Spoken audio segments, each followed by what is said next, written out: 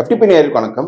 இந்த வீடியோவில் நான் எதை பற்றி பேச போறேன்னா, கடந்த 5 ஆண்டுகளில் டிரான்ஸ்போர்ட் இன்ஃப்ராஸ்ட்ரக்சர் ப்ராஜெக்ட்ஸ், பெரிய டிரான்ஸ்போர்ட் இன்ஃப்ராஸ்ட்ரக்சர் ப்ராஜெக்ட்ஸ் தமிழ்நாட்டில் என்னென்ன நடந்திருக்கு, எந்தெந்த ஒரு துறையில் எவ்வளோ இந்த முக்கியமான ப்ராஜெக்ட்ஸ் நடந்திருக்குன்னு நான் எக்ஸ்பிளைன் பண்ண போகிறேன்.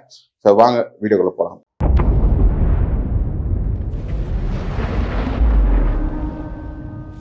ஸோ டிரான்ஸ்போர்ட் இன்ஃப்ராஸ்ட்ரக்சர் ப்ராஜெக்ட்ஸ்னு ஃபர்ஸ்ட்டு நம்ம எந்த செக்ஷனை பார்க்க போகிறோம்னா ஏர் டிரான்ஸ்போர்ட். நீங்கள் விமான நிலையங்கள் பார்த்தோம்னா தமிழ்நாட்டு குறிப்பாக சென்னையோட மிகப்பெரிய ஒரு டிராபேக்காக இருந்தது வந்துன்னா, இந்த சென்னை சர்வதேச விமான நிலையம் வந்து ப்ராப்பராக இன்டர்நேஷ்னல் ஸ்டாண்டர்ட்ல இல்லை. இன்ஃபேக்ட் இது ரொம்பவே இப்போ ஒரு குவாலிட்டி இருக்குது. அது சிட்டிக்கு நடுவில் இருக்குது. அஃப்கோர்ஸ் சிட்டிக்கு நடுவில் இருக்கிறதால கனெக்டிவிட்டி கொஞ்சம் ஜாஸ்தியாக இருந்தாலும், இதை வந்து நீங்கள் பெங்களூர், ஹைதராபாத் மாதிரி மோர் சொபிஸ்டிகேட்டடான ஏர்போர்ட் கிடையாதுன்ற அந்த சுச்சுவேஷன் இருந்துச்சு. ஸோ அந்த அடிப்படையில் சென்னைக்கு 2வது விமான நிலையம் வேண்டும்ன்ற கோரிக்கை நீண்ட நாட்களாக இருக்கு. அது 20 இயர்ஸாக இருக்கு அது டிமாண்டு. அந்த டிமாண்டை ஃபுல்ஃபில் பண்ற விதமா இந்த ஆட்சி வந்தே பரந்தூர் விமான நிலையத்தை வந்து ரொம்பவே புஷ் பண்ணியிருந்தாங்க. ஃபர்ஸ்ட் பரந்தூரோட சைட் ஐடென்டிஃபிகேஷன் 2025 நடந்து, அதுக்கப்புறம் டெக்னிக்கல் ஃபீஸிபிலிட்டி ஸ்டடி, அப்புறம் கிளியரன்சஸ், நெசரி கிளியரன்ஸ்லாம் வாங்கி லாஸ்ட் இயர் வந்து central government in principle approval வந்து இந்த ஏர்போர்ட் கொடுத்துருக்காங்க. அதாவது airport authority of India, TIDCO எல்லாம் சேர்த்து ஜாயிண்ட் வெஞ்சர் ப்ராஜெக்டாக இருந்திருக்காங்க. இது 5000 ஏக்கர் வேணும் அப்படின்ற ஒரு லேண்ட் வேணும், அங்கே பரந்தூர் பகுதியில் வேணுன்ற டிமாண்ட் இருந்தது. அந்த லேண்ட் அக்விசிஷன் ப்ராசஸ் இப்போ லாஸ்ட் ஒரு 1.5 இயர்ஸ் நடந்துட்டு இருக்கு. இப்போ ரீசெண்டாக வந்த ஒரு ரிப்போர்ட் படி பார்த்தோன்னா கிட்டத்தட்ட 60% ஆஃப் த லேண்ட் வந்து அக்வயர் பண்ணியாச்சு. 60% ஆல்சோ இன்க்ளூட்ஸ் கவர்மெண்ட் லேண்டு. இன்னொரு 40% வந்து 2026 முடியறதுக்குள்ளேயே அக்வயர் பண்ணிடுவோம்னு சொல்றாங்க. ஸோ பரந்தூர் ஏர்போர்ட் வந்து அந்த ஏர்போர்ட் ரிலேட்டடான ப்ரிப்பரேட்டரி ஒர்க் வந்து பெரிய அளவுக்கு இந்த லாஸ்ட் 5 இயர்ஸ் நடந்திருக்கு. இதை தாண்டி இன்னும் சில ஏர்போர்ட்ஸ் கட்டணுன்ற முயற்சி எடுத்திருக்காங்க. ஹோசூர் ஏர்போர்ட் ஒரு முயற்சி எடுத்திருக்காங்க. பட் ஆனால் ஏர்போர்ட் அத்தாரிட்டி ஆஃப் இந்தியா வந்து அது டிஃபென்ஸ் ஏரியா, அது நம்ம அந்த ஏர்போர்ட்டுக்கு அப்ரூவல் கொடுக்கல. பக்கத்துலேயே குப்பம் ஏர்போர்ட் வரப்போகுதுன்றதால அந்த ஹோசூர் ஏர்போர்ட்டை ரிஜெக்ட் பண்ணியிருக்காங்க. பட் ஆனால் இவங்க ட்ரை பண்ணிட்டு இருக்காங்க வேற ஒரு சில ஏரியாவில் அந்த ஹோசூர் ஏர்போர்ட் கட்ட முடியுமான்னு. இப்போ ராமநாதபுரத்தில் கிரீன்ஃபீல்ட் ஏர்போர்ட் ஒன்று பிளான் பண்ணியிருக்காங்க. இது இல்லாமல் ஏர்போர்ட் எக்ஸ்பேன்ஷன் ப்ராஜெக்ட்ஸ் கொஞ்சம் பெரிய நடந்திருக்கு. இப்போ சென்னை ஏர்போர்ட்லேயே இப்போ டெர்மினல் 3 வந்து புது டெர்மினல் கட்டிட்டு இருக்காங்க. திருச்சி ஏர்போர்ட்டோட ரன்வே எக்ஸ்பென்ஷன், திருச்சி ஏர்போர்ட் வந்து ரொம்ப ரொம்ப முக்கியமான ஏர்போர்ட். அது வருஷத்துக்கு அதோட பேசஞ்சர் இன்ஃப்ளோ நிறைய இன்க்ரீஸ் ஆகிட்டு இருக்கு. ஸோ ஒரு பெரிய ரன்வே இருக்கிறதால கனரக இன்டர்நேஷனல் ஃபிளைட்ஸ் நம்ம லேண்ட் ஆகலாம். நிறைய சவுத் ஈஸ்ட் கல்ஃப்னு நிறைய பேர் வந்து டெல்டா மாவட்டங்கள் வர்றதால திருச்சி ஏர்போர்ட்டோட எக்ஸ்பென்ஷன் இருந்தது. இதுக்கப்புறம் கோயம்புத்தூர் ஏர்போர்ட் எக்ஸ்பென்ஷன் 2022 நடந்துட்டு இருக்கு. ஆக்சுவலி போன ஆட்சியிலே அதுக்கான லேண்ட் அக்விசிஷன் ஓரளவுக்கு பாதிக்கு மேல முடிஞ்சது. இப்போ கோயம்புத்தூர் ஏர்போர்ட் எக்ஸ்பென்ஷன் நடந்திருக்கு. அப்புறம் ரீசெண்டா டூட்டிகோரன் ஏர்போர்ட் எக்ஸ்பென்ஷன் நடந்து முடிஞ்சிருக்கு. அந்த ஒர்க் போன ஆட்சியிலே ஆரம்பிச்சது. Next roadways. 2011-21 தமிழ்நாட்டோட மெயின் டிராபேக்கா இருந்தது என்னன்னா, இங்க எந்த மேஜர் எக்ஸ்பிரஸ் வேயும் கட்டப்படல. மற்ற எல்லா இண்டஸ்ட்ரியல் ஸ்டேட்ஸ்லயுமே எக்ஸ்பிரஸ் வேஸ் வந்து பெரிய அளவு கட்டப்பட்டிருக்கு. தமிழ்நாட்டுல பெரிய அளவு எக்ஸ்பிரஸ் வே கட்டப்படல. இன்ஃபேக்ட் போன ஆட்சியில் வந்து சேலம் சென்னை எக்ஸ்பிரஸ் வே கட்டுவதற்கு முயற்சி எடுத்தாங்க. பட் பல்வேறு போராட்டங்களா அந்த திட்டம் கைவிடப்பட்டது. இந்த ஆட்சி வந்த பிறகு ஒரு ஃபர்ஸ்ட் இந்தியா சொன்னது ஃபர்ஸ்ட் ஸ்டார்ட் பண்ண ஒரு எக்ஸ்பிரஸ் வே போர்ட் மதுராயில் எக்ஸ்பிரஸ் வே. இந்த எக்ஸ்பிரஸ் வே வந்து 2009 ஸ்டார்ட் பண்ணாங்க. இப்போ நீங்க மதுராயில் பக்கத்துல அந்த பில்லர்ஸ் ஒன்றும் பார்க்கலாம். அந்த எக்ஸ்பிரஸ் வே வந்து கைவிடப்பட்டது 2013 அப்புறம் ஜெயலலிதா ஸ்டாப் ஒர்க் ஆர்டர் கொடுத்தாங்க. அதுக்கப்புறம் ரீஸ்டார்ட் ஆகல. இந்த ஆட்சி வந்த பிறகு 2022 மறுபடியும் திட்டம் ரீஸ்டார்ட் பண்ணப்பட்டு இப்போ டபுள் டெக்கர் எக்ஸ்பிரஸ் வே போயிட்டு இருக்கு. இப்போ கன்ஸ்ட்ரக்ஷன் போயிட்டு இருக்கு.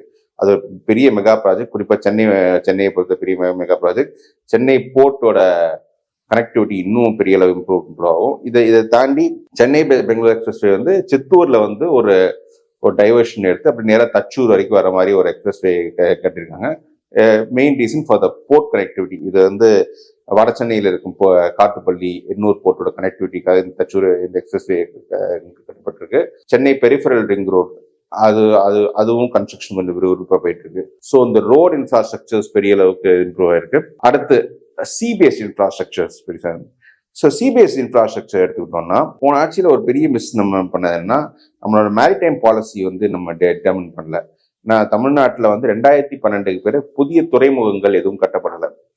ஆனால் இந்த காலகட்டத்தில் ஆந்திரா எடுத்துக்கிட்டிங்கன்னா அது 3-4 துறைமுகங்கள் கட்டி பிரைவேட் துறைமுகங்கள் கட்டி அது பெரிய அளவுக்கு அவங்க சீ ட்ரேட் வந்து இன்ஃப்ளூயன்ஸ் பண்ணிட்டாங்க. அவங்களோட பல்க் கார்கோ ஷிப்மெண்ட்ஸில் பெரிய அளவுக்கு இன்க்ரீஸ் பண்ணியிருக்காங்க. அவங்களோட மேரிடைம் பாலிசி ஒன்று ஃபார்ம் பண்ணி பெரிய அளவுக்கு அவங்க அதில் க்ரோத் காமிச்சிருக்காங்க. தமிழ்நாட்டை பொறுத்தவரை இந்த 2022 தமிழ்நாடு மேரிடைம் பாலிசி ஃபார்ம் பண்ணி ஒரு கிட்டத்தட்ட ஒரு 17 மைனர் போர்ட்ஸ் ஐடென்டிஃபை பண்ணி இதெல்லாம் டெவலப் பண்ணும் அப்படின்னு சொன்னாங்க. ஸோ இப்போ அந்த மேரிடைம் பாலிசி அவரோட சீ ட்ரேட் இன்ஃப்ளூயன்ஸ் இன்க்ரீஸ் பண்ற அந்த முயற்சியில் தான் கடலூர்ல வந்து கிரீன்ஃபீல்ட் போர்ட் கட்டுவதற்கான டிபிஆர் எல்லாம் முடிஞ்சு கன்ஸ்ட்ரக்ஷன் இப்போ ஆரம்பிச்சிருக்காங்க. இன்னும் ஒரு 5 ஆண்டுகள்ல கடலூர் போர்ட்ன்றது கொஞ்சம் ஆப்ரேஷன்ஸ்க்கு வரும். அது ஃபுல்லி பிரைவேட் ரன் போர்ட். இது தமிழ்நாட்டில் இருக்க மற்ற மேஜர் போர்ட்ஸ் எல்லாமே ஒரு எக்ஸ்பென்ஷன் ஆகிட்டு இருக்கு. சென்னை போர்ட் எக்ஸ்பென்ஷன் ஆகிட்டு இருக்கு. அப்புறம் எண்ணூர் போர்ட்டோட அவுட்டர் டெர்மினல் அது கொஞ்சம் எக்ஸ்பென்ஷன் பண்ணிட்டு எண்ணூர் போர்ட் பெரிய அளவு எக்ஸ்பென்ஷன் போன ஆட்சியில் நடந்தது. இந்த ஆட்சியிலும் கொஞ்சம் எக்ஸ்பென்ஷன் ஆயிருக்கு. தூத்துக்குடி போர்ட்டோட எக்ஸ்பென்ஷன்ஸ் பெரிய இருக்கு. இப்போ தூத்துக்குடியில வந்து ஒரு ஷிப் பில்டிங் இண்டஸ்ட்ரி ரீசெண்ட் மஸ்டான் டாக் கொச்சின் ஷிப் யார்டை சேர்த்து ஒரு ஷிப் பில்டிங் இண்டஸ்ட்ரி ஹுண்டாயோட ஷிப் பில்டிங் இண்டஸ்ட்ரி வந்து தூத்துக்குடியில கட்டப்பட்டிருக்கு. அது பெரிய ஒரு அச்சீவ்மெண்ட். அடுத்து நம்ம வந்து மெட்ரோஸ் எடுத்து பார்த்துக்கிட்டோம்னா மெட்ரோஸ் வந்து பெரிய ஒரு இப்போ சென்னை மெட்ரோ எடுத்துக்கிட்டிங்கன்னா சென்னை மெட்ரோ ஃபேஸ் 2 கன்ஸ்ட்ரக்ஷன் வந்து போன ஆட்சி இறுதியில் ஆரம்பிச்சது. இந்த 119 கிலோமீட்டர். இந்த 119 கிலோமீட்டருக்கு மெட்ரோ வந்து சென்ட்ரல் கவர்மெண்ட் ஒப்புதல் இல்லாமல் ஸ்டார்ட் பண்ணது. முழுக்க முழுக்க ஸ்டேட் கவர்மெண்ட் அப்புறம் தனியார் நிதி நிறுவனங்களோட ஃபினான்ஸ்ல ஆரம்பிச்சிருக்காங்க. ஸோ இந்த மெட்ரோ ப்ராஜெக்டுக்கு வந்து இந்த ஆட்சியில் வந்து 2024ஆம் ஆண்டு அப்ரூவல் வாங்கப்பட்டது. ஸோ சென்ட்ரல் கவர்மெண்ட் அப்ரூவல் கிடைச்சோன்னு கொஞ்சம் இன்டர்நேஷனல் பேங்க்ஸோட ஃபினான்சஸ் இன்னும் கொஞ்சம் ஸ்பீடப் ஆகிருக்கு. இப்போ மெட்ரோ வந்து விறுவிறுப்பாக நடந்து இன்னைக்கு இன்னும் கொஞ்ச நாளில் அந்த Poonamallee to Vadapalani metro line open ஆகும். இதெல்லாம் மற்ற பகுதியில் பெரிய மெட்ரோ கன்ஸ்ட்ரக்ஷன் போயிட்டு இருக்கு. ஸோ இந்த சென்னை மெட்ரோ ஃபேஸ் 2ன்றது one of the most expensive metro projects in India கரண்ட்லியாக இருக்கு. மத்திய அரசாங்கம் பெரிய அளவுக்கு ஃபண்ட் பண்ணிருக்கு. ஸ்டேட் கவர்மெண்ட்டும் அதுக்கு ஃபண்ட்ஸ் கொடுத்துட்டு இருக்கு. இது இல்லாமல் அவங்க இன்டர்நேஷனல் பேங்க்ஸ் லோன் வேற. இது இல்லாமல் கோவை மதுரைக்கு இந்த நாள் மெட்ரோ கோரிக்கை இருந்து அது டிபிஆரும் இந்த அப்ரூவ் பண்ணியிருக்காங்க. பட் ஆனால் சென்ட்ரல் கவர்மெண்ட் வந்து டிபிஆர் அப்ரூவ் பண்ணலை. அவங்க சில கேள்விகள் கிட்ட திருப்ப அனுப்பியிருக்காங்க. அந்த கேள்விகளுக்கு பதில் மறுபடியும் அமைச்சிருக்காங்க. ஸோ அந்த டிபிஆர் அப்ரூவல் இன்னும் பெண்டிங்காக இருக்கு. இது இல்லாமல் சென்னை மெட்ரோலேயே 3 எக்ஸ்பென்ஷன்ஸ் அவங்க பிளான் பண்ணுறாங்க. Airport to Kilambakkam, Koyambedu to Avadi, Poonamallee to Parandur. இப்போதைக்கு அதுலேயே ஃபர்ஸ்ட் ஃபேஸ் பூனமல்லி டு சுகுவன்சத்திரம் அந்த லைன் பிளான் பண்ணியிருக்காங்க.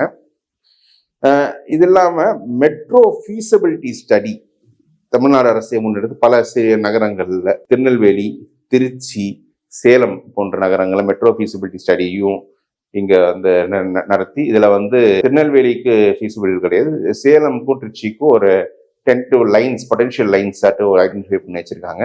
அதாவது கோயம்புத்தூர் மதுரை முடிச்சுட்டு இங்க வரலாம் அப்படின்ற அந்த பாயிண்ட் இருக்கு. இது இல்லாம ஹோசூர்ல மெட்ரோ கனெக்டிவிட்டி பெங்களூர் மெட்ரோல அப்படியே ஹோசூர்ல நீடிக்கிறது, அதுக்கும் பிஎம்ஆர்எலோட சில டிஸ்கஷன் போய் இங்க ஒரு ஃபீஸிபிலிட்டி ஸ்டடியும் சில நடந்திருக்கு. எல்லோ லைன் பொம்மன் சூத்ரா அத்திப்பள்ளி வரை எக்ஸ்டெண்ட் பண்ணும்போது தமிழ்நாடு அரசும் இங்க வந்து ஹோசூர்ல வந்து மெட்ரோ லைன் பிளான் பண்ண வாய்ப்புகள் நிறையவே இருக்கு. ஸோ இது வந்து மெட்ரோஸை பொறுத்தவரை. இது இல்லாம பஸ் இன்ஃப்ராஸ்ட்ரக்சர், பஸ் டிரான்ஸ்போர்ட்டேஷன்லையும் பெரிய அளவுக்கு ஒரு டெவலப்மெண்ட் வந்து இந்த லாஸ்ட் ஃபியூ இயர்ஸ் இருக்கு. நான் எது பெரிய அளவுக்கு சொல்றேன்னா ஃபர்ஸ்ட் எம்டிசியில வந்து எலக்ட்ரிக் பஸ்ஸஸ் வந்து ஒரு யூசேஜ் வந்து இதுல இன்க்ரீஸ் பண்ணியிருக்காங்க. எலக்ட்ரிக் பஸ்ஸஸ் வந்து ஏற்கனவே இந்தியாவுக்கு பல பெருநகரங்கள் யூசேஜ் இருக்காங்க. பட் தமிழ்நாட்டில் முதல் முறை எலக்ட்ரிக் பஸ்ஸஸ் யூசேஜஸ் இன்க்ரீஸ் பண்ணியிருக்காங்க. இதெல்லாம் டிஜிட்டல் டிக்கெட்டிங் ஸ்கேன் பண்ணி எடுக்கலாம். இப்போ சென்னையில் பார்த்தீங்கன்னா வி கேன் யூஸ் ஆல்ரெடி சிங்கார சென்னை அந்த மெட்ரோ கார்டு காமன் மெட்ரோக்கும் எம்டிசிக்கும் ஒரே டிக்கெட்டிங்கு. அது இல்லாமல் சென்னை ஒன் ஆப். ஸோ இந்த மாதிரி டிஜிட்டல் டிக்கெட்டிங்கு பெரிய அளவுக்கு இங்கே இப்போ இம்ப்ளிமெண்ட் பண்ணியிருக்காங்க. ஸோ இதெல்லாம் இப்போ இந்த டிரான்ஸ்போர்ட் இன்ஃப்ராஸ்ட்ரக்சர்ஸ்ல பெரிய அளவு growth. ஸோ இந்த நெக்ஸ்ட் 5 இயர்ஸ்ல இப்போ நான் சொன்ன பல இதில் வந்து நம்ம டார்கெட் பண்ணுறதுன்னா பரந்தூர் ஏர்போர்ட் கட்டி முடிக்கணும். ஏர்போர்ட்டை பொறுத்தவரை ரொம்ப ரொம்ப முக்கியம். We have to plan for airport around Hosur. அது ரொம்ப ரொம்ப முக்கியம். ஏன்னா பெங்களூர் சுற்றி 2வது விமான நிலையம் ஏற்கனவே கர்நாடக அரசு பிளான் பண்ணிட்டாங்க. ராமேஸ்வரம் ஏர்போர்ட் நம்ம த்ரூ பண்ணி ஆகணும். அடுத்து வந்து நம்ம போர்ட் மதுராயில் எக்ஸ்பிரஸ்வே, இந்த சென்னை பெங்களூர் எக்ஸ்பிரஸ்வே, சித்தூர் தச்சூர் எக்ஸ்பிரஸ்வே எல்லாம் கன்ஸ்ட்ரக்ஷன் முடிச்சு இப்போ நம்ம வந்து இன்னொரு ஃபீஸிபிலிட்டி என்னன்னா, நம்ம படப்பை காஞ்சிபுரம் ரோடு வந்து அப்படியே நீங்க செய்யார் வரைக்கும் எக்ஸ்டென்ட் பண்ணி அதை சென்னை சேலம் எக்ஸ்பிரஸ்வேக்கு ஒரு ரீப்ளேஸ்மெண்ட்டாக ஸ்டேட் கவர்மெண்ட்டோட ஃபண்டிங், ஸ்டேட் ஹைவே டிபார்ட்மெண்ட் பண்ணலான்ற அந்த ஃபெசிலிட்டி இருக்கு. அதுக்கும் ஒரு நெக்ஸ்ட் 5 years நம்ம டார்கெட் பண்ணணும். தென் ஷிப்பு, இப்போ நம்ம கடலூர்ல ஒரு போர்ட்டு மெட்டீரியலைஸ் ஆயிடுச்சு. We have got to plan one more port south of சென்னைன்றது என்னன்னா, நீங்க வந்து இப்போ ஸ்ரீபெரும்புதூர்ல பெரும்பாலான தொழிற்சாலைகள் வந்து வட சென்னையில் இருக்க போர்ட்ஸ் தான் ஆக்சஸ் பண்ணிட்டு இருக்கு. தென் சென்னைக்குன்னு ஒரு போர்ட்டு கட்டணும், அதுவும் அவங்க கட்டுறாங்களா அப்படின்னு தெரியல. அடுத்து மெட்ரோ பொறுத்தவரை இப்போ நாம கோயம்புத்தூர் மதுரைக்கான மெட்ரோ அப்ரூவல் எப்படியோ வாங்கிடணும். இப்போ Chennai metro face 2 elevated construction 2027 முடியுன்றாங்க. 2027 முடியறதுக்குள்ள அது 3 metro lines propose, 3 metro lines ஒரு கன்ஸ்ட்ரக்ஷன் ஆரம்பிச்சு அது எலிவேட்டட் கன்ஸ்ட்ரக்ஷன் அப்படியே கண்டினியூ ஆகணும். இது ஒரு பெரிய முக்கியமான விஷயம். அப்புறம் பஸ் டிரான்ஸ்போர்ட் இன்ஃப்ராஸ்ட்ரக்சர்ல இப்போ மெட்ரோ சென்னையில ஃபுல் ஃபிளெஜ் வரும்போது there should be more of mini buses, அது ரொம்ப பிளான் பண்ணணும். இது இல்லாம நம்ம வந்து எஸ்சிடிசி கூட பெரிய அளவுக்கு பஸ்ஸஸ் கொஞ்சம் மாற்றம் கொண்டு எலக்ட்ரிக் பஸ்ஸஸ், ஒரு ஷார்ட் டிஸ்டன்ஸ்க்கான எலக்ட்ரிக் பஸ்ஸஸ் பெரிய அளவுக்கு அவங்க இம்ப்ளிமெண்ட் பண்ணணும். கோவை, மதுரை, திருச்சி போன்ற நகரங்களில் எலக்ட்ரிக் பஸ்ஸஸ் இம்ப்ளிமெண்ட் பண்ணணும். ஸோ இதெல்லாம் பைப்லைன் இருக்கு. ஸோ நெக்ஸ்ட் 5 years ரொம்ப முக்கியம். ஸோ பார்க்கலாம் எப்படி போகுதுன்னு.